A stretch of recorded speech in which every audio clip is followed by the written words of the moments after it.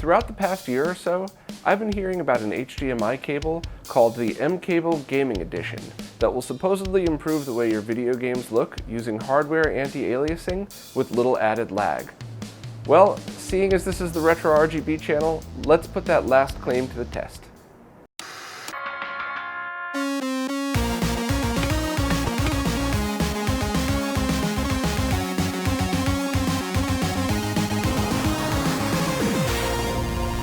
Okay, let's skip right to it. I have a time sleuth here hooked up to an HDMI splitter with one output going to a low latency HDMI monitor and the other output going to a capture card to get a clearer image of the results. Here's the baseline test showing this monitor has just about 3 milliseconds of latency on top, which would normally be 0 on a CRT.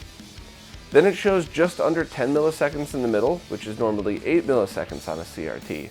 So overall, it's a very low lag monitor that averages 2.5 milliseconds of latency over a CRT. Now let's add the mCable Gaming Edition to the setup.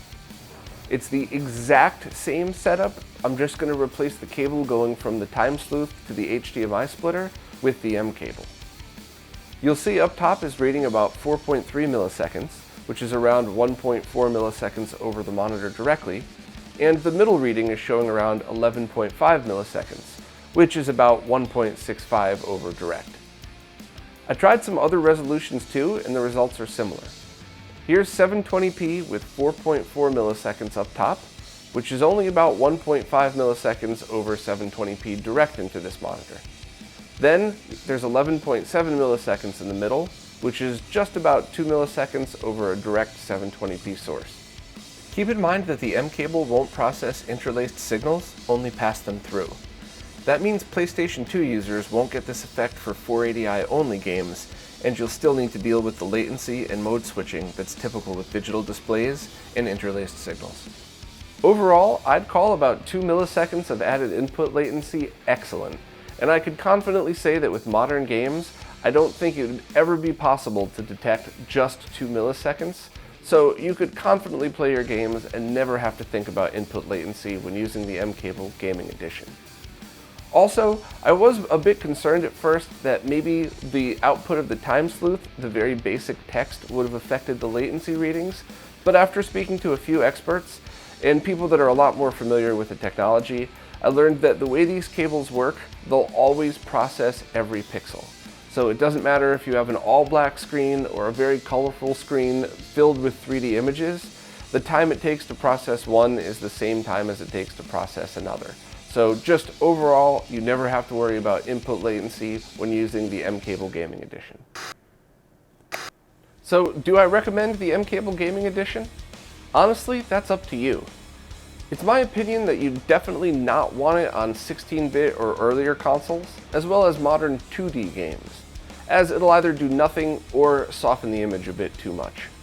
On top of that, there's other retro gaming filtering that will give better results if you're into that kind of thing. For 3D games, starting with N64, PlayStation, and others of that era, all the way up to the Nintendo Switch, well, that's up to you.